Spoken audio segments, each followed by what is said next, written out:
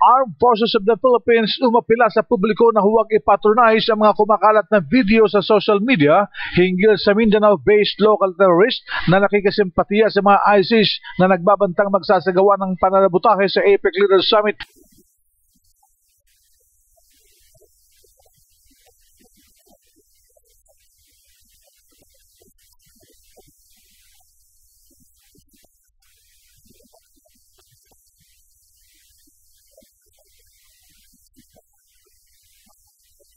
Sa kasalukuyan ay binabalidate na ng National Intelligence Fusion Center ang nasabing video na kumalat sa internet. Tiniyak ni Colonel Restituto Padilla, ang opisyal ng tagapagsalita ng AFP, na walang ISIS sa bansa.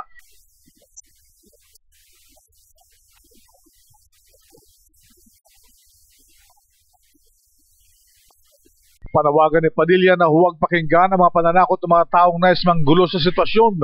Kasunod nito, payo pa ng opisyal sa mga maapektuhan ng matinding trapiko ay magbakasyon na muna.